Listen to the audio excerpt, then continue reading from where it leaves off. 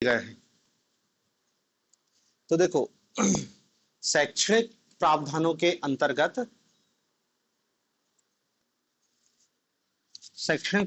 अंतर्गत कुछ अनुच्छेद हैं, जिसमें सबसे पहले हम देखते हैं आर्टिकल 15 सब क्लॉज 4।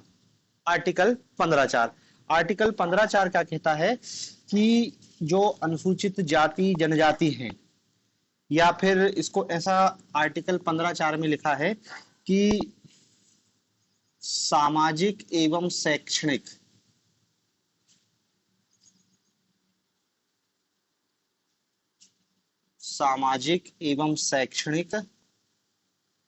दृष्टि से पिछड़े सामाजिक एवं शैक्षणिक दृष्टि से पिछड़े नागरिकों के किसी वर्ग के उत्थान के लिए, पिछड़े वर्ग या फिर अनुसूचित जाति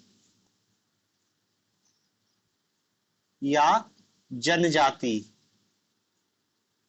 अनुसूचित जाति या जनजाति के लिए राज्य सरकार को यह अधिकार दिया जा रहा है कि वो कोई भी प्रावधान कर सकती है।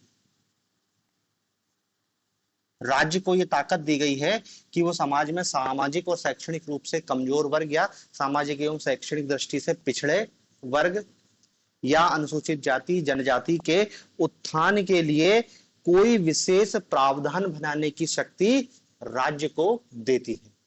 अनुच्छेद 15(4) दोनों शब्द का उल्लेख किया गया, अनुसूचित जाति जनजाति और सामाजिक एवं शैक्षणिक दृष्टि से पिछड़े वर्ग के उत्थान के लिए कोई भी काम कर सकता है। तो देखो कौन से, सामाजिक और शैक्षणिक, इसलिए इनको हमने शैक्षणिक एवं सांस्कृतिक प्रावधानों के अंतर्गत लिखा गया है। 15(4) याद है, सामाजिक एवं शैक्षणिक दृष्टि से पिछड़े वर्गों के लिए विशेष प्रावधान या अनुसूचित जाति जनजाति के लिए विशेष प्रावधान की व्यवस्था राज्य सरकार कर सकती है, कुछ भी एडिशनल करना चाहे तो। ये जो उपबंध है ये मूल संविधान में नहीं था, इसको संविधान में प्रथम संविधान संशोधन करके जोड़ा गया। प्रथम संविधान संशोधन करके 1951 में जो किया गया था, उसके बाद इसको जोड़ा गया। ठीक है ना। और देखो इसी प्रथम संविधान संशोधन के द्वारा अनुसूचित जाति अनुसूचित जनजाति के विद्यार्थियों के लिए शैक्षणिक संस्थाओं में आरक्षण की व्यवस्था है। शैक्षणिक संस्थानों में आरक्षण की व्यवस्था,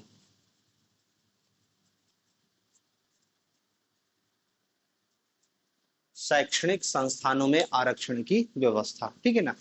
तो देखो ये याद रखना कि अनुसूचित जाति जनजाति के लिए शैक्षणिक संस्थानों में आरक्षण प्रथम संविधान संशोधन के माध्यम से जोड़ दिया गया था। जो ओबीसी वर्ग के विद्यार्थी हैं उनको शैक्षणिक संस्थानों में आरक्षण बहुत बाद में दिया गया था, वो बहुत बाद में संविधान संशोधन किया गया था और ओबीसी वर्ग के बच्चों को दिया गया था, लेकिन ये एससी एसटी के बच्चों को प्रथम संविधान संशोधन के माध्यम से ही ये दे दिया गया था कि इंजीनियरिंग कॉलेज मेडिकल कॉलेज इनमें इनके लिए सीटें रिजर्व करने का प्रावधान कर दिया गया था। ठीक है ना। तो देखो ये आर्टिकल 15(4) की कहानी है, जो अनुसूचित जाति जनजाति के लिए सामाजिक और शैक्षणिक प्रावधान की व्यवस्था करता है। फिर 15(4) के बाद इसमें दूसरा आर्टिकल है आर्टिकल 29 सब क्लॉज 1। 29(1) देखो 29(1) प्रावधान करता है कि भारत में रहने वाले नागरिकों के किसी भी वर्ग, भारत में रहने वाले नागरिकों के किसी भी वर्ग, भारत में रहने वाले नागरिकों के किसी भी वर्ग या उसके अनुभाग के लिए जिनको अपनी बोली भाषा लिपि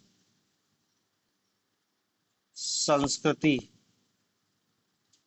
इन 1 2 3 4 चीजों को सुरक्षित रखने का अधिकार है।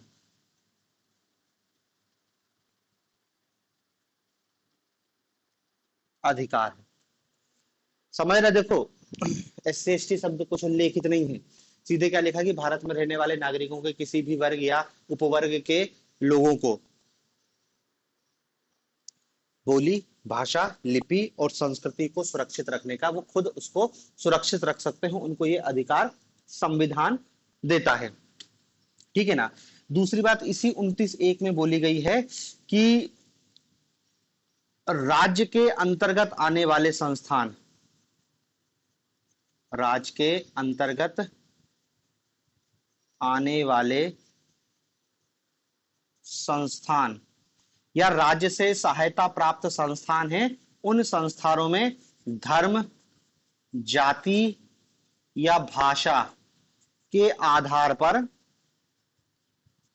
प्रवेश से नहीं रोका जाएगा।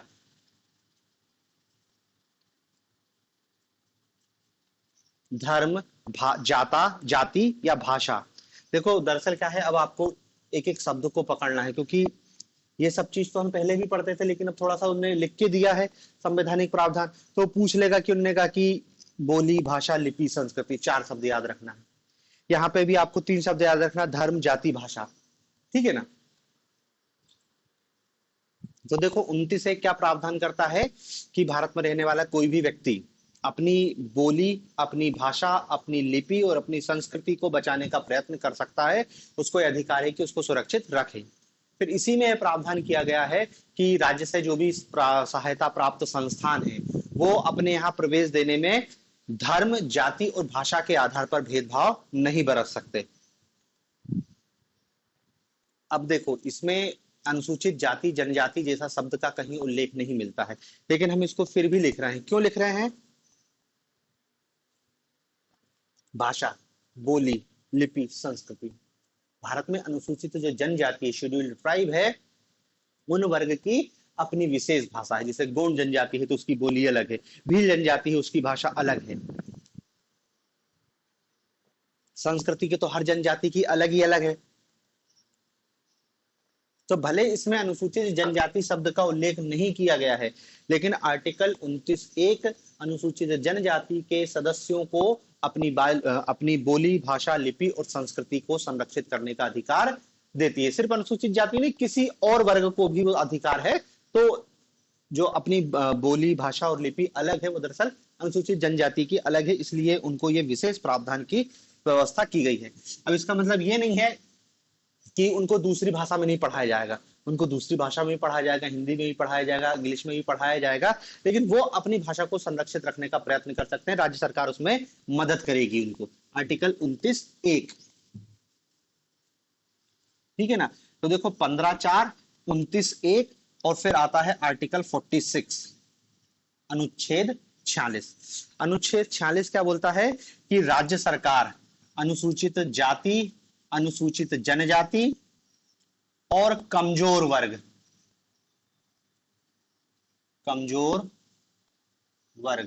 अनुसूचित जाति, अनुसूचित जनजाति और कमजोर वर्ग के शैक्षणिक एवं आर्थिक हित, शैक्षणिक एवं आर्थिक हित, शैक्षणिक एवं आर्थिक हित के प्रोत्साहन और उनके सामाजिक अन्याय व शोषण से सुरक्षा का प्रावधान, और सामाजिक अन्याय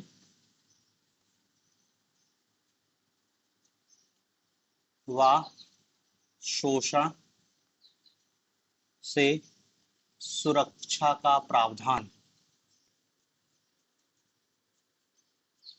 शोषण से सुरक्षा का प्रावधान।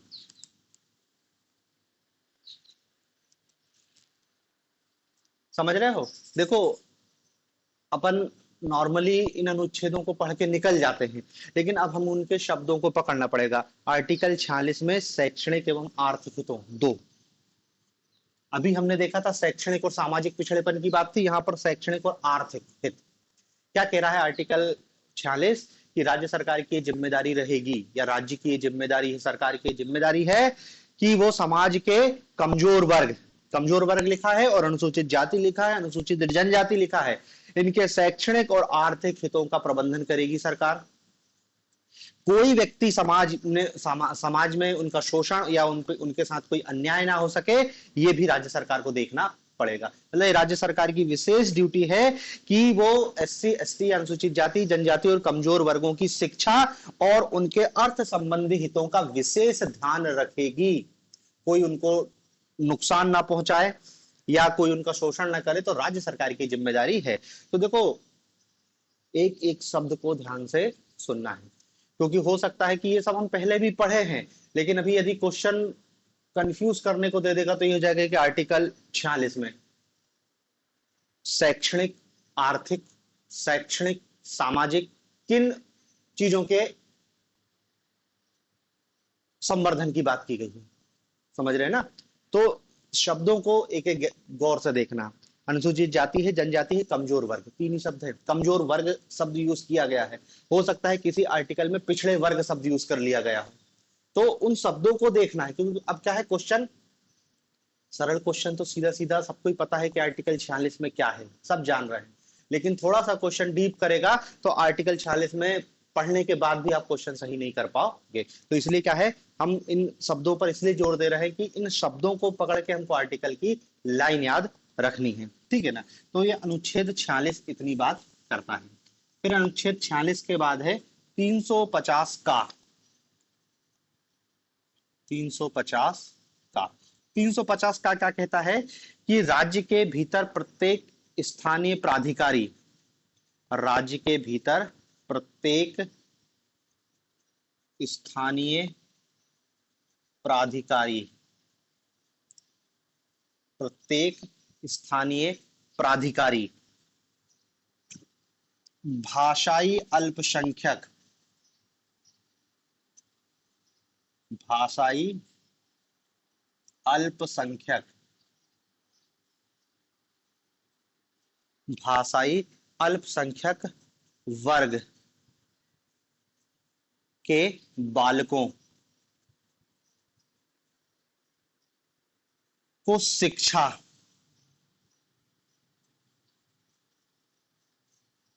के प्राथमिक स्तर पर, प्राथमिक स्तर पर मातृभाषा में, मातृभाषा में शिक्षा की सुविधा,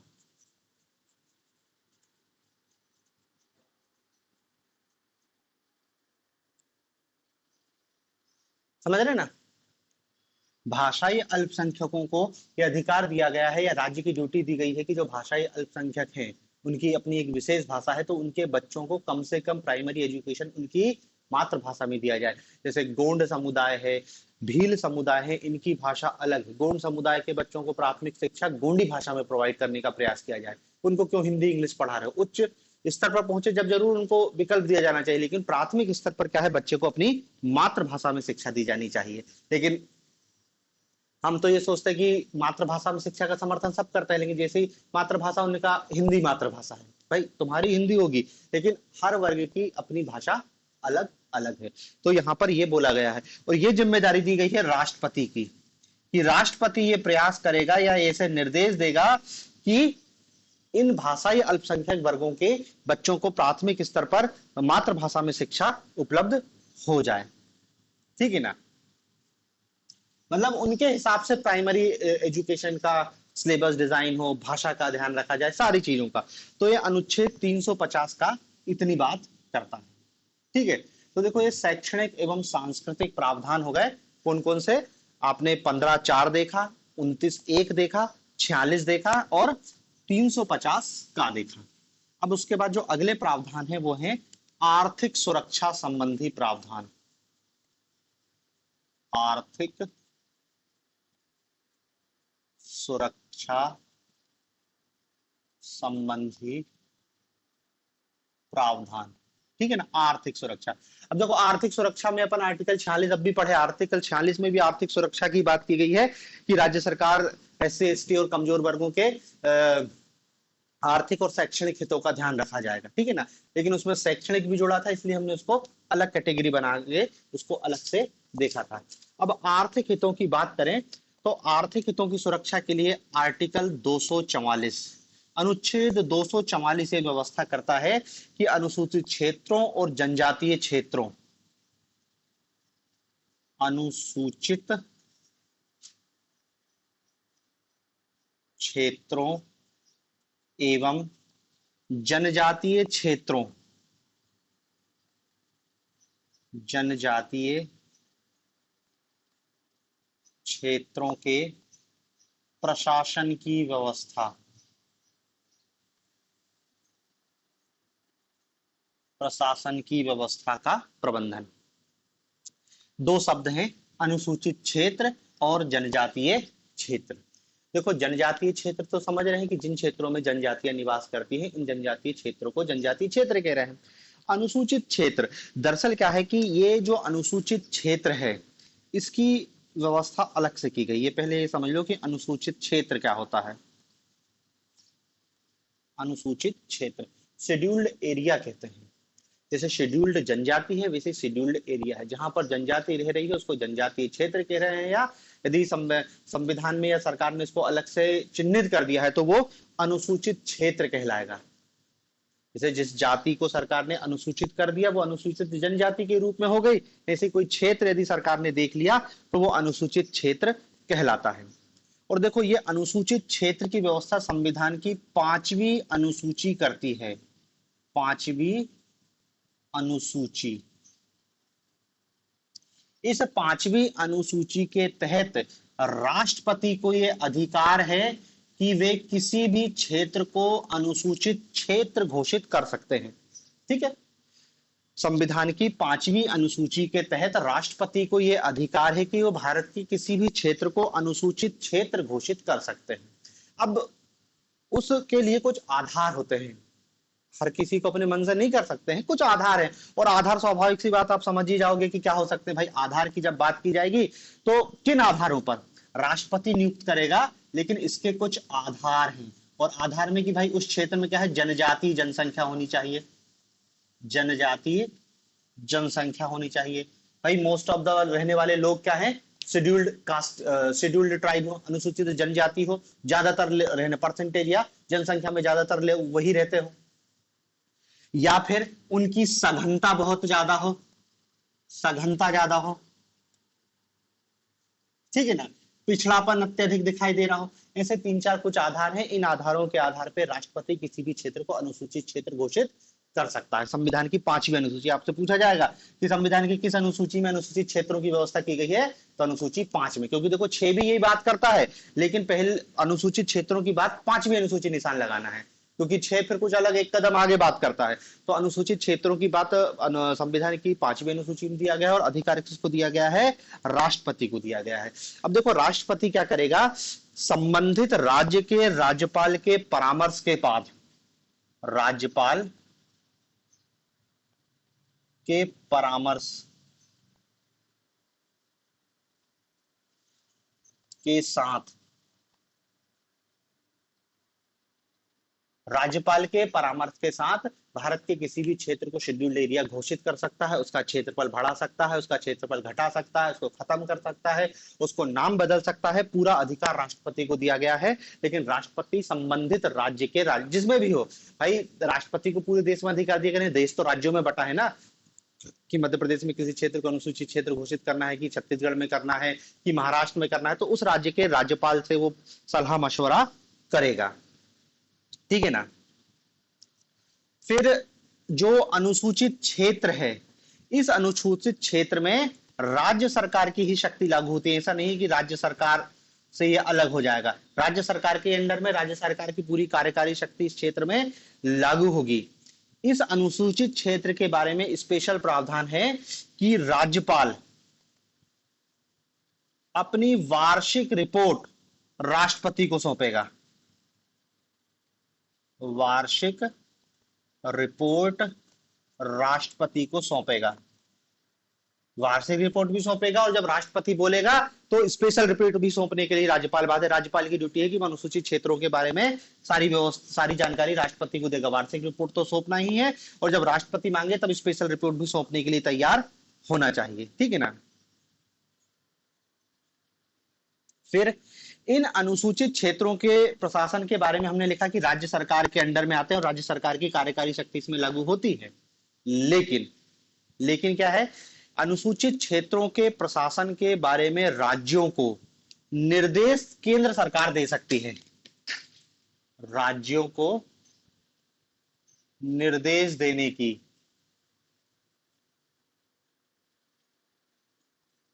केंद्र की शक्ति, राज्य को निर्देश देने की केंद्र की शक्ति। जैसे राष्ट्रपति ने मध्य प्रदेश के राज्यपाल के सलाह ली और मध्य प्रदेश के किसी क्षेत्र को उन्होंने कहा कि यहाँ पे जनजाति बाहुल है, इसको हम अनुसूचित क्षेत्र घोषित कर देते हैं। अब अनुसूचित क्षेत्र घोषित कर देंगे ना, तो उस क्षेत्र के बारे में राज्यपाल की विशेष ड्यूटी हो गई कि वो वार्षिक रिपोर्ट बना के सौंपेगा कि यहाँ पे क्या किया साल भर में। केंद्र सरकार राज्य सरकार को इस अनुसूचित क्षेत्र के बारे में अलग से निर्देश दे सकती है और राज्य सरकार को उसको मानना बाध्यकारी होगा। दूसरा है तो राज्य सरकार के पूरे अंडर में, लेकिन यदि राज्य सरकार ने कोई कानून बनाया है और राज्य के राज्यपाल को लगता है कि उसका ये कानून संसद द्वारा बनाया गया हो कानून या राज्य की विधानसभा द्वारा बनाया गया हो कानून, राज्यपाल को लग रहा है कि ये शेड्यूल्ड एरिया में नुकसान पहुंचा सकता है, तो उसको प्रतिबंधित कर देगा। जैसे उन्होंने कहा कि कोई अनुसूचित क्षेत्र में उन्होंने कहा कि उनकी विशेष तीज त्योहार है जिसमें शराब पीते हैं, तो अब शराब की बिक्री और ऐसी कुछ चीजें अवैध हैं, तो ऐसा नहीं है कि राज्य सरकार, तो फिर क्या है कि आपको एक चीज और याद रखना है कि राज्यपाल को यह अधिकार है, राष्ट्रपति नहीं, राज्यपाल को अधिकार है। क्या अधिकार है? कि वह संसद द्वारा पारित कानून या राज्य विधानमंडल द्वारा पारित कानून,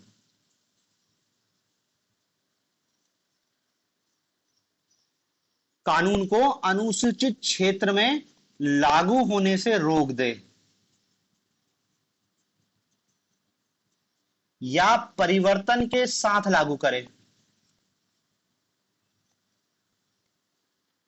या परिवर्तन के साथ लागू करे, राज्यपाल का अधिकार है। देखो, संसद द्वारा बनाया गया कानून पूरे भारत में लागू है, राज्य विधानसभा द्वारा बनाया गया कानून केवल संबंधित राज्य में लागू होता है। अब राज्यपाल को यह अधिकार है कि उसको लग रहा है कि यार ये अनुसूचित क्षेत्रों में नुकसान कर सकता है, तो उसको वो बोल देगा कि इस क्षेत्र में यह कानून लागू नहीं होगा, राज्यपाल को यह अधिकार दिया गया है। फिर राज्यपाल की ही ये ड्यूटी है कि वो क्या है, इन अनुसूचित क्षेत्रों में शांति और अच्छी सरकार को बनाए रखने के लिए, शांति व्यवस्था और उनके विकास के लिए जनजातीय सलाहकार परिषद से विचार विमर्श करेगा। जनजातीय सलाहकार परिषद, अब एक नया शब्द आ गया, जनजातीय सलाहकार परिषद। जनजातीय सलाहकार परिषद से विचार विमर्श कर इन क्षेत्रों के लिए नियम कानून बना सकता है। कौन? राज्यपाल। ये भी राज्यपाल की अधिकार क्षेत्र में आता है कि वो जनजातीय सलाहकार परिषद से विचार विमर्श करके इन क्षेत्रों में शांति या प्रशासनिक व्यवस्था को बनाए रखने के लिए काम व्यवस्था कर सकता है। अब देखो, एक नया शब्द आ गया, जनजातीय सलाहकार परिषद। दरअसल जनजातीय सलाहकार परिषद क्या है?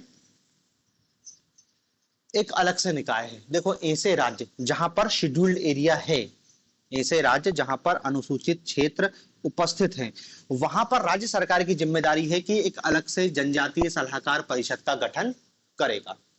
कौन करेगा? राज्य सरकार करेगी। यदि उसके क्षेत्र में शेड्यूल्ड एरिया है, वो जनजातीय सलाहकार परिषद की नियुक्ति करेगी। और ये जनजातीय सलाहकार परिषद क्या करेगा? इस अनुसूचित क्षेत्र के, मतलब अनुसूचित क्षेत्र या अनुसूचित जनजातियों के कल्याण व उत्थान के लिए सलाह देगा सरकार को और राज्यपाल को। ये अलग से परिषद का गठन करती है राज्य सरकार। इस परिषद में कुल 20 सदस्य होते हैं, कुल 20 सदस्य होते हैं। इन 20 सदस्यों में से 3/4 सदस्य, 3/4 सदस्य राज्य विधानसभा में एसटी का प्रतिनिधित्व करते हैं।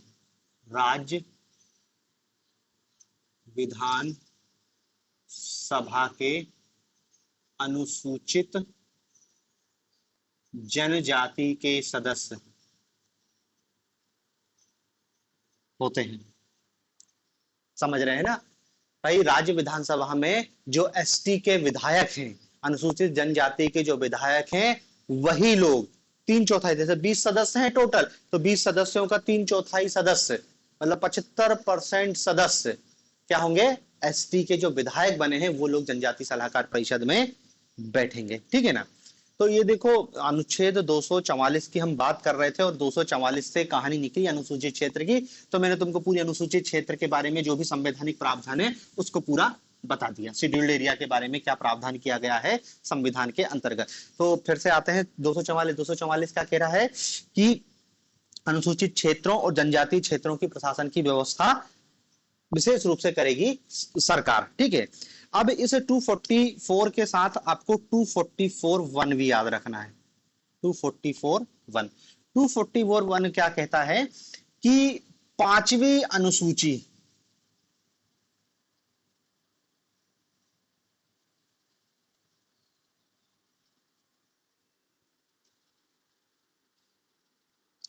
पांचवी अनुसूची के उपबंध,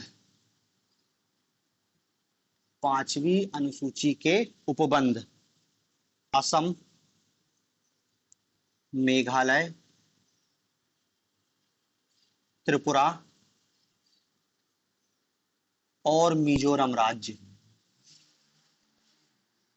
असम, मेघालय, त्रिपुरा, मिजोरम राज्यों से भिन्न, मिजोरम राज्यों से भिन्न किसी राज्य के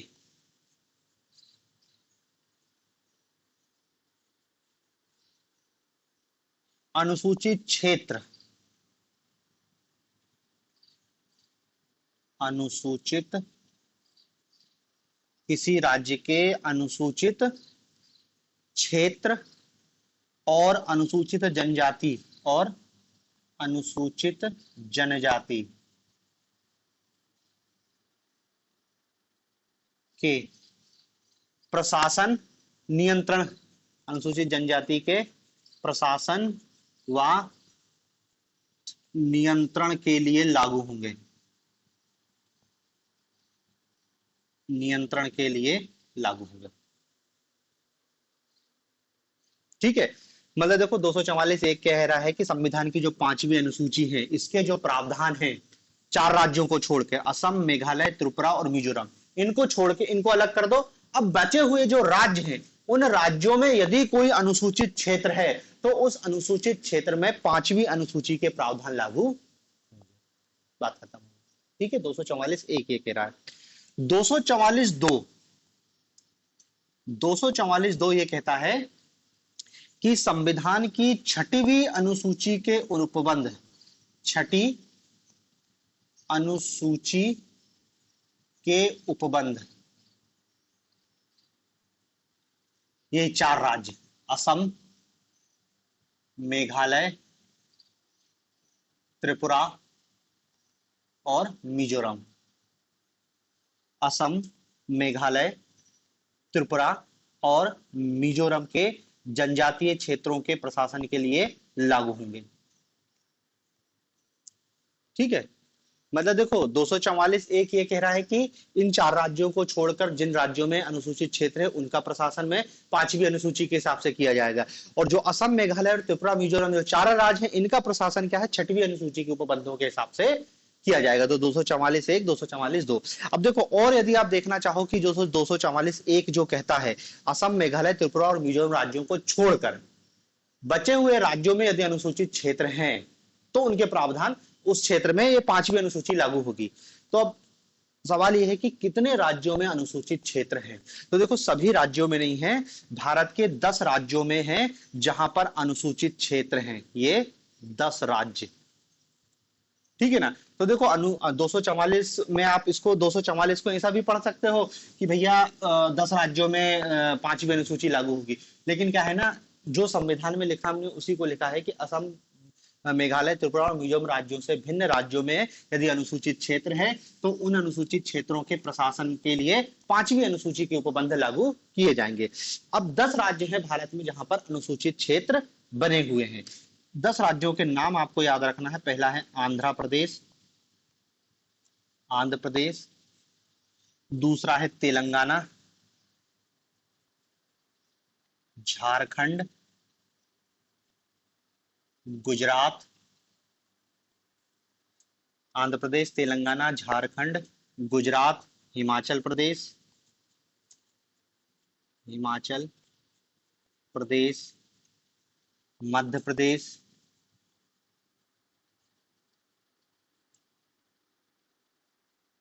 छत्तीसगढ़, छत्तीसगढ़, महाराष्ट्र,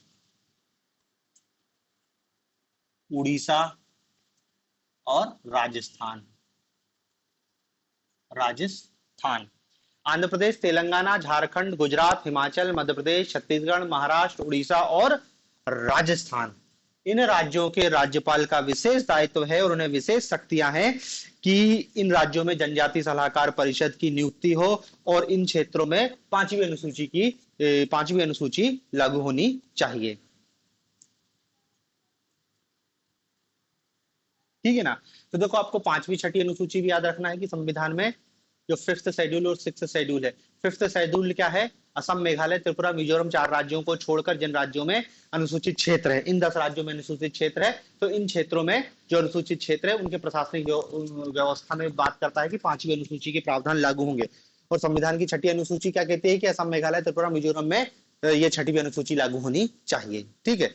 तो देखो ये आर्थिक सुरक्षा संबंधी प्रावधान में हमने देखा अनुच्छेद 244 है। फिर इसके बाद एक और अनुच्छेद है 275, अनुच्छेद 275।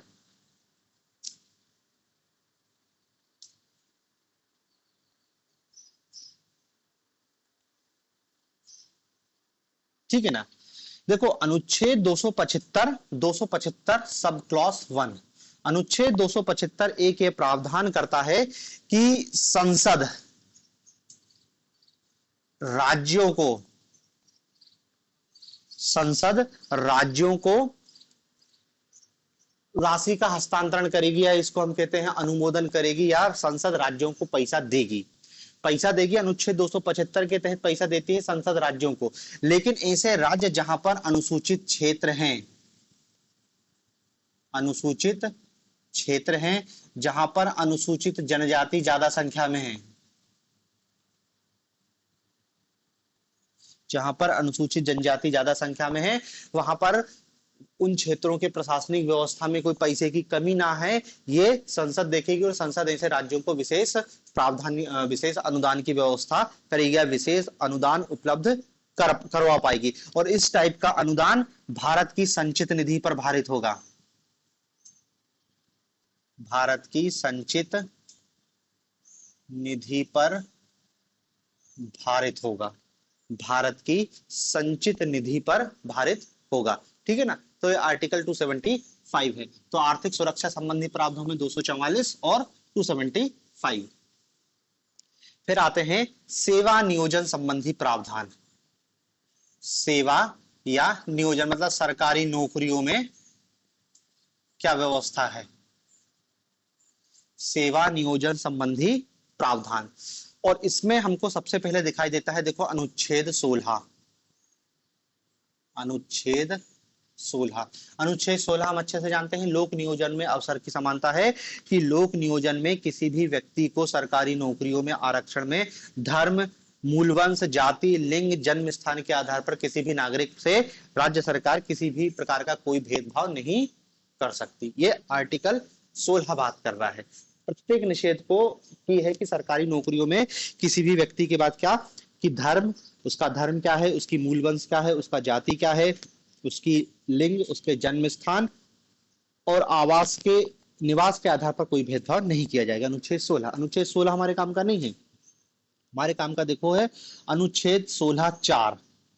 अनुच्छेद 16(4) भी दरअसल क्या व्यवस्था करता है कि राज्य सरकार की जिम्मेदारी है कि वो पिछड़े वर्ग के लोगों का सरकारी नौकरियों में पर्याप्त प्रतिनिधित्व सुनिश्चित करने के लिए विशेष व्यवस्था करेगी। 16(4) ये कह रहा है। इसमें भी अनुसूचित जाति जनजाति शब्द का उपयोग नहीं किया गया है। किसका शब्द किया गया है? पिछड़े वर्ग का उपयोग किया गया है कि यदि कोई समुदाय सामाजिक और आर्थिक रूप से, सामाजिक और शैक्षणिक रूप से पिछड़ा है तो उसका पर्याप्त प्रतिनिधित्व तो सरकारी नौकरियों में होना चाहिए। 16(4). फिर आता है 16 4 का, ये हमारे काम का है। 16(4) का। 16(4) क्या है? प्रमोशन में आरक्षण। प्रमोशन में आरक्षण किसको? अनुसूचित जनजाति और अनुसूचित जाति के व्यक्ति को। ये आपको याद रखना है।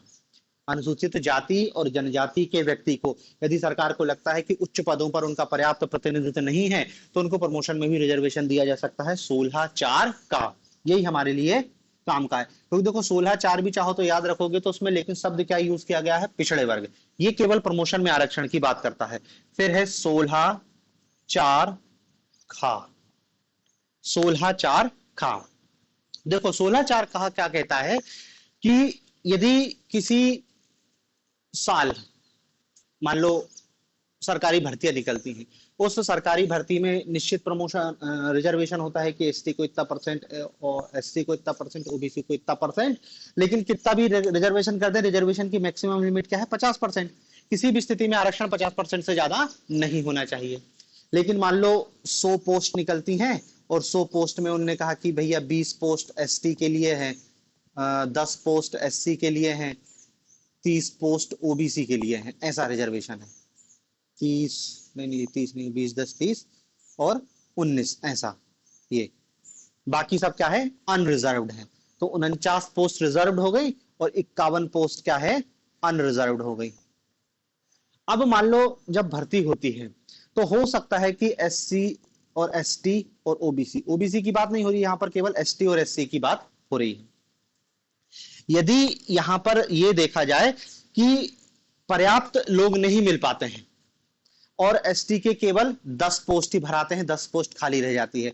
एससी की भी केवल 5 पोस्ट भराई और 5 पोस्ट खाली रह गई। और ओबीसी के साथ भी यही होता है कि जितनी पोस्ट निकली थी उतनी भरा ही नहीं पाई, खाली रह गई। कोई दिक्कत नहीं, खाली रह जाएगी। अगले साल जब भर्ती निकलेगी तो ये पोस्ट कैरी फॉरवर्ड होकर उनसे जुड़ जाएंगी और जुड़ जाने पर हो सकता है पदों की संख्या बढ़ जाए। उस स्थिति में क्या होगा? अनरिजर्व्ड की संख्या कम हो जाएगी, रिजर्वेशन की संख्या ज्यादा हो जाएगी। तो हो सकता है कि रिजर्वेशन की सीमा 50% को क्रॉस कर जाए। तो पोस्ट ज्यादा हो जाएंगे ना। कि अगले साल भी 100 पोस्ट निकली, पता चला 20 एसटी के लिए थी और 10 पिछले साल की खाली थी, तो 20 और 10 कितनी हो गई? 30 हो गई। तो 100 में से 30 पोस्ट तो एसटी की हो गई। इसी टाइप से एससी की तो 50% की लिमिट क्रॉस हो जाएगी। तो 16(4) खा कहता है कि कोई समस्या नहीं है। मतलब 50% आरक्षण की अधिकतम सीमा, 50% आरक्षण की अधिकतम सीमा, 50% आरक्षण की अधिकतम सीमा की अवधारणा, 50% की आरक्षण की अधिकतम सीमा का प्रावधान लागू नहीं। और देखो ये आर्टिकल के आधार पर ही आप एक शब्द सुनते होंगे, बैकलॉग भर्ती। बैकलॉग भर्ती हो सकता है कि भर्ती निकले और 100% रिजर्व्ड हो पोस्ट। जैसे अभी पिछले साल ही आप देखोगे कि भर्ती निकली थी फॉरेस्ट में, रेंजर और सहायक वन संरक्षक की, पूरी पोस्ट रिजर्व थी। कुछ पोस्ट ही अनरिजर्व थी, बाकी सब रिजर्व थी। तो वहां पर देखोगे 50% की नियम तो क्रॉस कर चुका है, तो उससे कोई फर्क नहीं पड़ता क्योंकि पोस्ट पहले की खाली चल रही थी, भरा ही नहीं पा रही थी, तब इकट्ठी हो गई तो एक साथ उनने निकाल दी। तो 16(4) खा।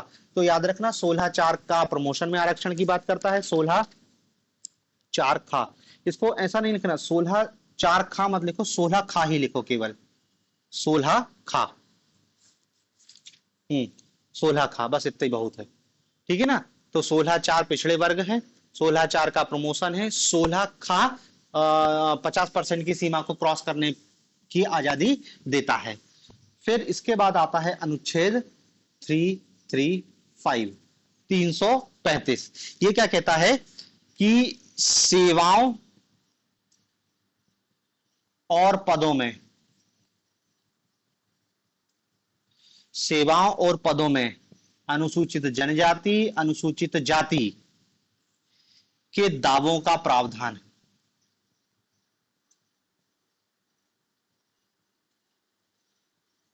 अनुसूचित जाति और जनजाति के दावों का प्रावधान।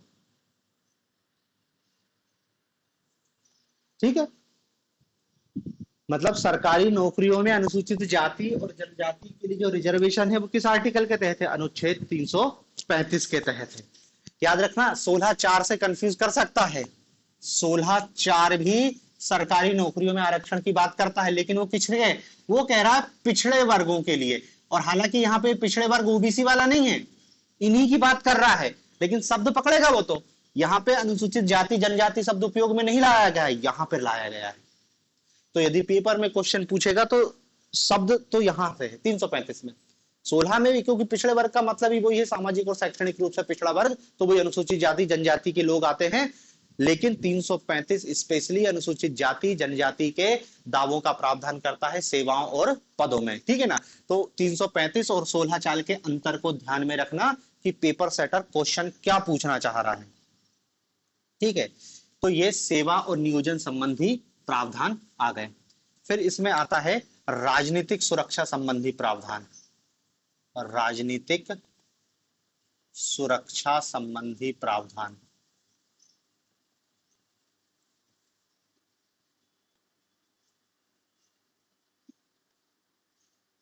तो राजनीतिक सुरक्षा संबंधी प्रावधान, ठीक है, इसमें सबसे पहला आर्टिकल है आर्टिकल 164 सब क्लॉज 1, 164(1). ये क्या कहता है कि मध्य प्रदेश, छत्तीसगढ़, झारखंड, उड़ीसा, मध्य प्रदेश, छत्तीसगढ़, झारखंड, उड़ीसा राज्यों में जनजाति कल्याण हेतु एक पृथक मंत्री होगा। जनजाति कल्याण हेतु पृथक मंत्री होगा, जो केवल अनुसूचित जनजाति के कल्याण के कार्य करेगा। 164(1), 4 राज्य मध्य प्रदेश, छत्तीसगढ़, झारखंड, उड़ीसा। पहले बिहार हुआ करता था, उसको बहुत पहले ही अलग कर दिया गया। फिर है अनुच्छेद 330, आर्टिकल 330। ये क्या कहता है? लोकसभा में अनुसूचित जाति और जनजाति के लोगों के लिए लोकसभा में एससी और एसटी के लिए सीटों का रिजर्वेशन,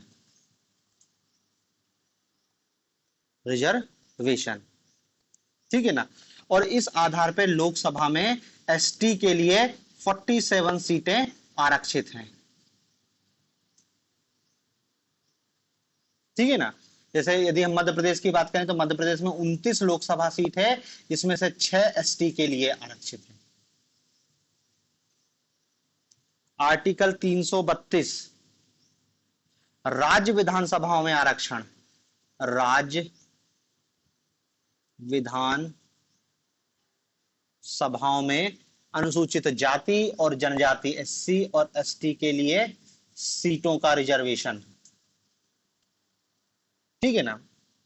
और मध्य प्रदेश की जो विधानसभा है उसमें एसटी के लिए 47 सीटें रिजर्व है।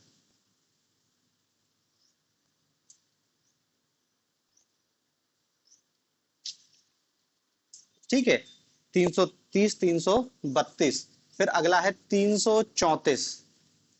334 क्या कहता है कि जो लोकसभा और राज्य की विधानसभाओं में अनुसूचित जाति जनजाति के सीटों के लिए आरक्षण की व्यवस्था है, ये संविधान लागू होने के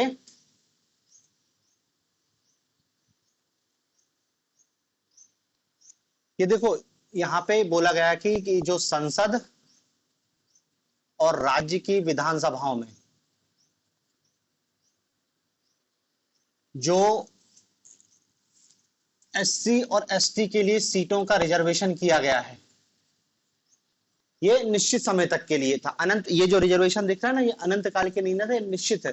शुरू में किया गया था कि 10 साल के लिए होगा, फिर उसको बढ़ा बढ़ा के 2019 तक ये खत्म हो रहा था कि 2019 में ये खत्म हो जाएगा। लेकिन सरकार ने 2019 में 104वां संविधान संशोधन करके 104वां संशोधन 2019 में करके इसको 10 वर्ष के लिए बढ़ा दिया।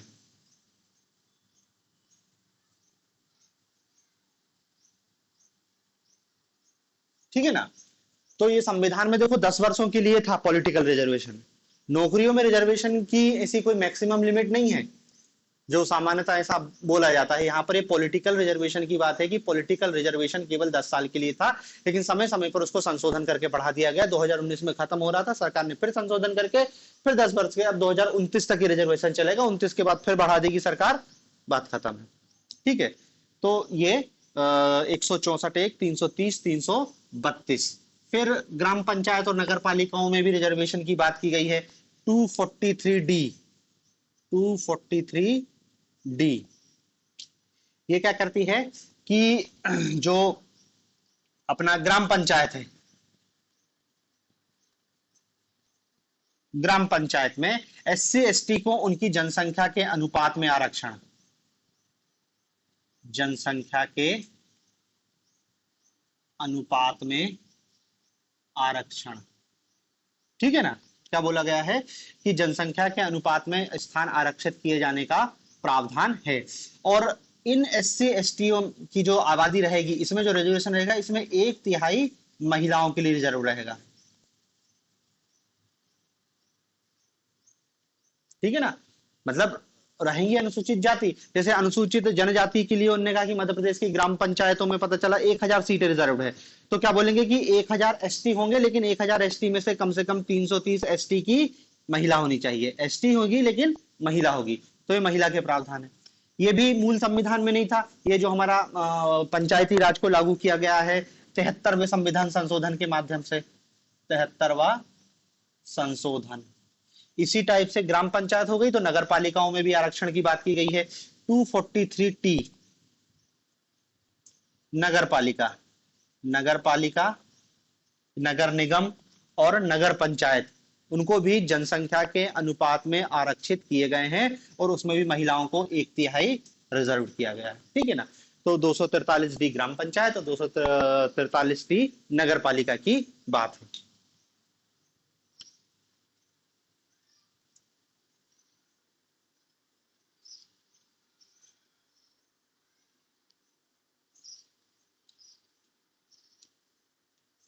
ठीक है, तो देखो ये इतने प्रावधान अनुसूचित जाति जनजाति से संबंधित संविधान में दिए गए हैं। बाकी फिर क्या है, कुछ विशेष क्षेत्र के लिए विशेष प्रावधान जो हैं तो अनुसूचित जनजाति के लिए ही। जैसे यदि हम देखें अनुच्छेद 370 का, ये बात करता है नागालैंड से, नागालैंड के संदर्भ में विशेष प्रावधान है 371 का, 371 खा, 371 खा, ये बात करता है असम के लिए। 371 गा मणिपुर, 371 चा सिक्किम,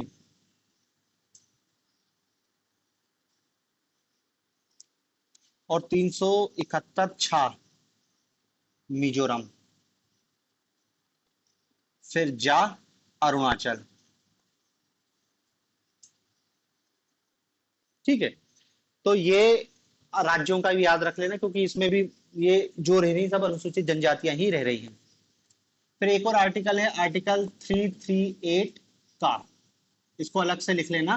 338 का, ये अनुसूचित जनजातियों के लिए एक राष्ट्रीय आयोग, ST के लिए राष्ट्रीय आयोग की बात करता है। ST के लिए एक राष्ट्रीय आयोग के गठन का उपबंध करता है, और इसके इसी प्रावधान के तहत गठन किया गया। और ये जो प्रावधान है ना, ये 89वां संशोधन, 89वां संशोधन 2003 में किया गया है ये प्रावधान 338 का। ठीक है, तो देखो ये अनुसूचित जनजाति के संदर्भ में प्रावधान है 338।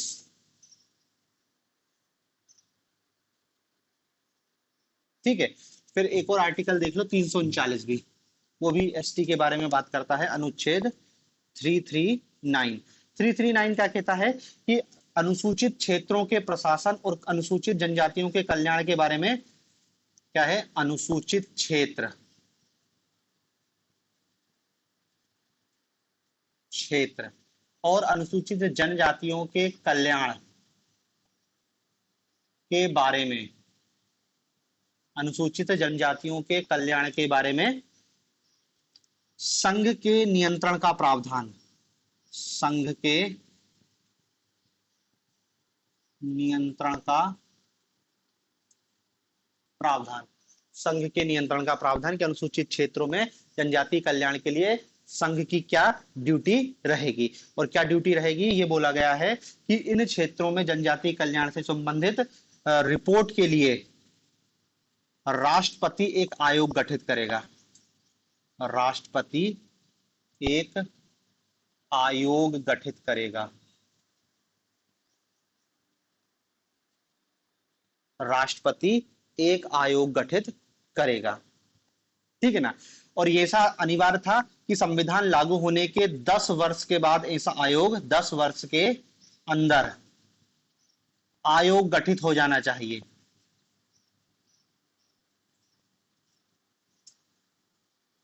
आयोग गठित हो जाना चाहिए। और इसलिए 1960 में, 1960 में UN ढेबर की अध्यक्षता में आयोग गठित हुआ। UN ढेबर, ढेबर आयोग कहते हैं इसको, इनकी अध्यक्षता में एक आयोग का गठन कर दिया गया। 1961 में इसने अपनी रिपोर्ट दे दी,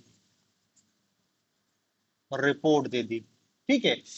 इसी तर्ज पर दूसरा आयोग दोबारा गठित किया गया, दूसरा आयोग गठित किया गया 2002 में, 2002 में दिलीप सिंह भूरिया की अध्यक्षता में,